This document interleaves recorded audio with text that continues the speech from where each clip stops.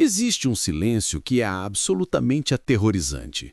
Não é o silêncio de um quarto vazio ou o silêncio da madrugada. É o silêncio de quando o céu simplesmente para de responder. É a constatação desesperadora de que a presença de Deus, que antes era o seu escudo e a sua força, foi embora. Na história da humanidade, poucos homens experimentaram esse vazio de forma tão trágica e brutal quanto o primeiro rei de Israel, o homem que começou com a glória de Deus, mas terminou seus dias consumido pela inveja, pela paranoia e pela loucura. Bem-vindo a mais um episódio da terceira temporada da série Dias de Glória. Hoje o nosso estudo não é sobre como alcançar o topo, mas sobre como não ser destruído quando você chega lá. Nós vamos abrir o livro de 1 Samuel para estudar a ascensão e a trágica queda do rei Saul. A história dele é um espelho perigoso. Ela nos mostra que ter o título, a posição e até mesmo o chamado não significa absolutamente nada se você perder o caráter e a reverência pela voz de Deus. Prepare o seu coração, porque hoje vamos identificar os 3 passos que levaram o homem mais poderoso de Israel à ruína espiritual, para que você nunca trilhe esse mesmo caminho. Saul tinha o perfil perfeito para o sucesso aos olhos humanos. A Bíblia diz que ele era um homem impressionante, mais alto que qualquer pessoa do povo. Quando Deus instruiu o profeta Samuel a ungí-lo como rei, o Espírito do Senhor desceu sobre Saul de forma poderosa. Ele até profetizou junto com os profetas. Ele começou humilde. Quando foram procurá-lo para coroá-lo, ele estava escondido entre as bagagens. Mas o poder tem uma capacidade assustadora de revelar quem nós realmente somos. O trono não mudou Saul. O trono apenas ampliou o que já estava escondido no coração dele. E não demorou muito para que as rachaduras no seu caráter começassem a aparecer. O primeiro passo para a ruína de Saul foi a impaciência e a quebra de protocolo. No capítulo 13 de 1 Samuel, Israel estava prestes a entrar em guerra contra os filisteus. O exército inimigo era gigante, como a areia da praia. Os soldados de Israel estavam apavorados e muitos começaram a desertar. Samuel havia dito a Saul para esperar 7 dias, pois o profeta viria para oferecer os sacrifícios a Deus antes da batalha. Mas o 7º dia chegou. As horas estavam passando, Samuel não aparecia e o exército de Saul estava desbandando pelo medo. Pressionado pelas circunstâncias, Saul entrou em pânico e fez o impensável. Ele mesmo ofereceu o holocausto. Ele tomou para si a função do sacerdote. Logo em seguida, Samuel chegou, e quando questionado sobre o que havia feito, Saul deu uma desculpa clássica. Ele disse: "O povo estava se espalhando, você atrasou, os inimigos estavam se reunindo, então eu me senti obrigado a oferecer o sacrifício." Preste muita atenção nisto. Saul justificou a sua desobediência com uma suposta boa intenção. Ele achou que os fins justificavam os meios. Mas no reino de Deus, a impaciência é uma declaração de incredulidade. Fazer a coisa certa da maneira errada e fora do tempo de Deus é rebeldia. Muitas pessoas perdem grandes bênçãos porque não suportam a pressão da espera. Elas tomam o controle das próprias mãos, tentam dar um jeitinho e acabam estragando o plano perfeito do Senhor. Samuel foi duro na resposta. Você agiu como um tolo. O seu reino não vai subsistir. O segundo passo para a ruína foi a desobediência parcial por medo dos homens. No capítulo 15, Deus dá uma ordem clara e direta a Samuel através de Samuel.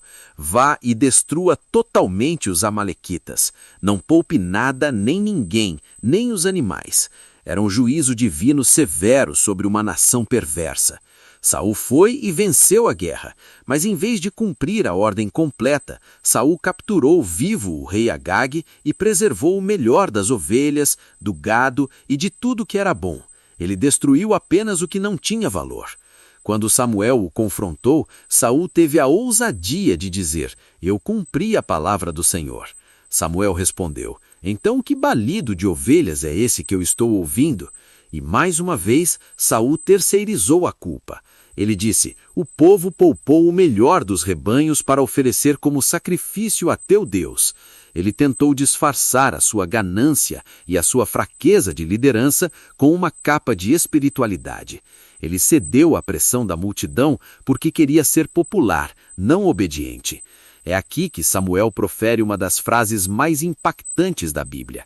Tem porventura o Senhor tanto prazer em holocaustos e sacrifícios como em que se obedeça à sua palavra? Eis que o obedecer é melhor do que o sacrificar.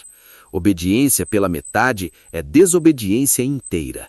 Se Deus mandou você entregar tudo, não retenha uma parte. Se Deus mandou cortar uma amizade, não mantenha o contato no final de semana. Não tente negociar com Deus usando desculpas religiosas. O que Deus mais deseja de você não é o seu ativismo, não é o seu ministério, é o seu coração totalmente submisso. O terceiro passo, e o mais trágico de todos, foi a consequência do afastamento de Deus. Depois da desobediência com os amalequitas, a Bíblia registra um dos versículos mais tristes da Escritura. Tendo o Espírito do Senhor se retirado de Saul, um espírito mau, vindo da parte do Senhor, o atormentava. O vácuo deixado pela ausência do Espírito Santo foi rapidamente preenchido por trevas. Saul não perdeu o trono no dia seguinte. Ele continuou usando a coroa, continuou morando no palácio, continuou com os seus soldados. Mas ele era um rei vazio. A unção havia passado para um jovem pastor de ovelhas, chamado Davi. E quando você perde a unção, você perde a paz. A vida de Saul virou um inferno mental. Ele foi consumido pela paranoia e pela inveja. Toda vez que ouvia o nome de Davi, ele surtava. Ele tentou matar Davi com uma lança enquanto o jovem tocava a harpa para acalmá-lo. Ele caçou Davi pelo deserto como um animal. Saul se tornou refém da sua própria insegurança. O homem que antes ouvia os profetas de Deus terminou sua vida consultando uma feiticeira em Endor na véspera de uma batalha, porque Deus já não lhe respondia nem por sonhos nem por profetas. A coroa amaldiçoada de Saul pesava toneladas. Ele morreu no campo de batalha, caindo sobre sua própria espada, um final amargo para um homem que tinha tudo. A história de Saul é um alarme sonoro para a nossa geração. Não se iluda com os aplausos dos homens se a voz de Deus calou no seu interior. O maior julgamento de Deus não é quando Ele nos castiga, é quando Ele simplesmente se retira e nos deixa entregues aos nossos próprios caminhos. O título não te protege, a fama não te protege, o tempo de igreja não te protege.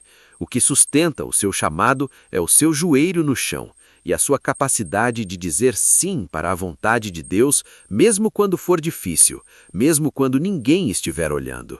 Não permita que o medo dos homens ou a impaciência arranquem o bem mais precioso que você carrega, a presença do Espírito Santo. Avalie as suas intenções hoje. Onde você está desobedecendo pela metade? O que você está justificando como boa intenção? Limpe o seu coração agora.